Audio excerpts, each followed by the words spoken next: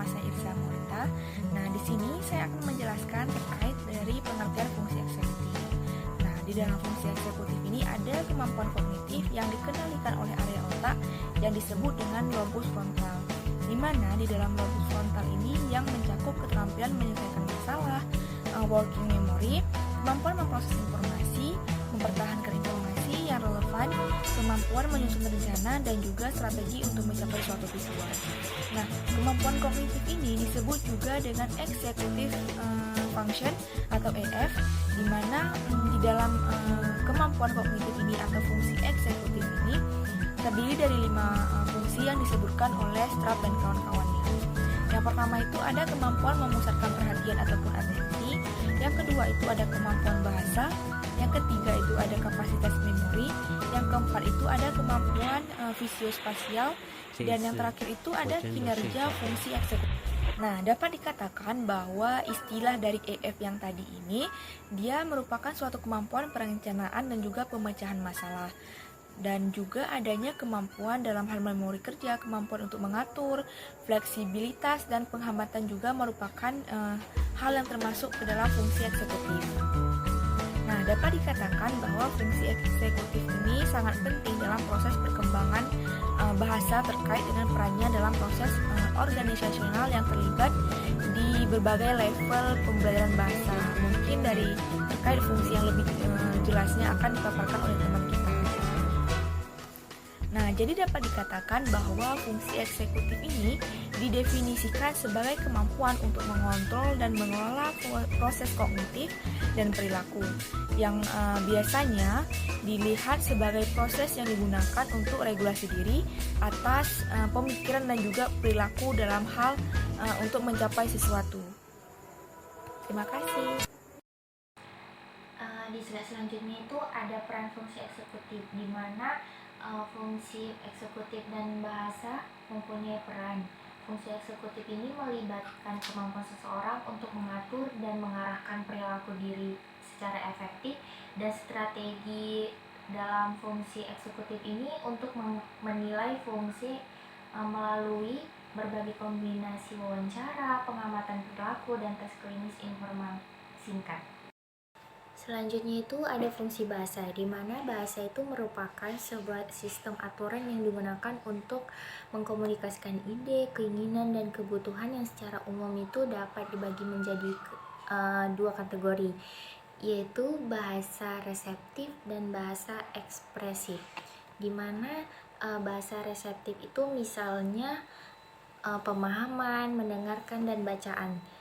Kalau bahasa ekspresif itu misalnya itu bicara, menulis, dan gestur. Bahasa juga dipengaruhi oleh fungsi eksekutif. Terkait dengan peran fungsi eksekutif dalam perkembangan bahasa, ada 3 komponen fungsi eksekutifnya itu. Ada working memory, komponen cognitive flexibility, dan komponen inhibitory control.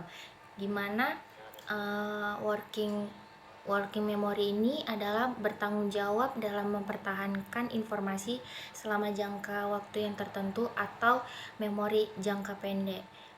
Sedangkan komponen cognitive flexibility ini berperan meregulasi dan mengkoordinasi informasi yang diterima sehingga dapat digunakan sesuai dengan kebutuhan akan penggunaannya.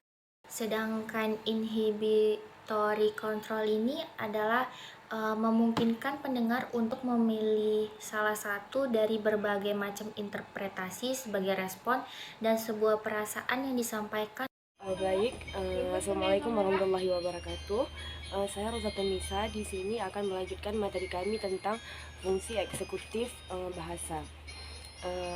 Jadi terkait dengan peran pada fungsi eksekutif dan dalam perkembangan bahasa, Angel menyebutkan bahwa komponen fungsi eksekutif dalam perkembangan bahasa ada 3, yaitu ada working memory, cognitive flexibility, dan inhibitory control. Nah, jadi sebelumnya kita harus mengetahui dulu apa itu working memory. Nah, working memory adalah kemampuan untuk bekerja dengan beragam informasi secara bersamaan. Nah, si working memory ini mempunyai peran yaitu bertanggung jawab dalam mempertahankan informasi selama jangka waktu tertentu atau pada memori jangka pendek. Nah, yang kedua ada cognitive flexibility. Yang dimaksud dengan cognitive flexibility yaitu kemampuan untuk mengubah cara berpikir seperti mengubah perilaku untuk disesuaikan dengan situasi yang berbeda atau melihat sesuatu dari perspektif yang berbeda. Nah, jadi cognitive flexibility di sini memiliki peran yaitu meregulasi dan mengkoordinasi informasi yang diterima sehingga dapat digunakan sesuai dengan kebutuhan akan penggunaannya. Yang ketiga ada inhibitory control. Yang dimaksud dengan inhibitory control yaitu kemampuan untuk tidak berperilaku secara otomatis dan mengontrol diri dan serta tidak mudah terganggu oleh stimulus lingkungan.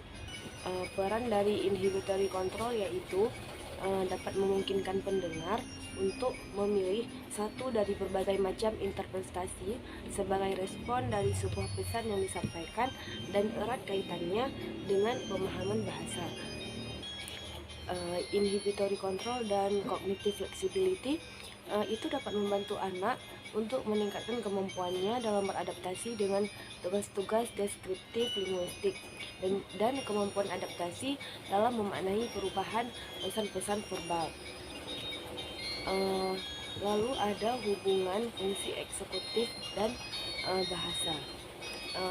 Badley dan Hitch memaparkan model mengenai keterhubungan antara fungsi eksekutif dan bahasa melalui penjelasan mengenai working memory, yaitu sebagai salah satu komponen fungsi eksekutif dengan pemahaman bahasa.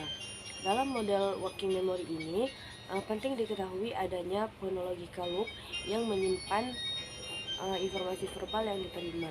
Pemahaman mengenai keterhubungan antara fungsi eksekutif dan bahasa ini penting untuk memberikan perlakuan yang sesuai bagi anak-anak sehingga dapat mendukung proses kesiapan sekolah. Sekian dari saya. Saya akhiri. Assalamualaikum warahmatullahi wabarakatuh. Assalamualaikum warahmatullahi wabarakatuh. Saya Rika Hajra dengan nomor NIM 1906228. Saya sebagai pemateri keempat akan memaparkan sedikit tentang tes dari eksekutif fungsi.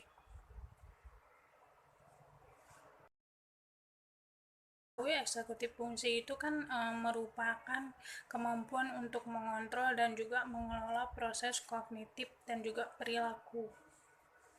Nah, pada slide yang pertama, sejumlah tes klinis informal itu mungkin juga membantu menentukan kemungkinan eksekutif gangguan. Misalnya, pasien mungkin diminta untuk melanjutkan pola gambar yang memiliki berbagai bentuk kecil yang berulang tetapi bergantian. Ada 3 lingkaran, terus 2 kotak, 1 segitiga, dan kemudian mengulangi urutan ini beberapa kali.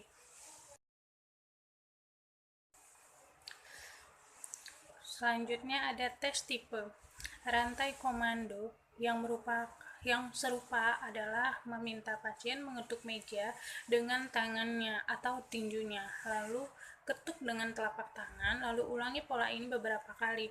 Nah, sedikit tugas yang lebih rumit mungkin pemeriksaannya itu menyuruh instruksinya itu mengetuk kakinya sekali, lalu pasien mengetuk kaki 2 kali. Kemudian selanjutnya ada fungsi eksekutif pada pasien post-stroke menggunakan pemeriksaan clock drawing test CDT. Nah, sekitar 50-70% pasien dengan riwayat stroke itu diperkirakan mengalami gangguan fungsi kognitif. Salah satunya ialah fungsi eksekutif. Nah, tes menggambar jam itu adalah salah satu pemeriksaan yang digunakan untuk mengetahui fungsi eksekutif otak yang mengalami kemunduran. Sekian presentasi dari saya. Terima kasih banyak. Saya kembalikan ke moderator.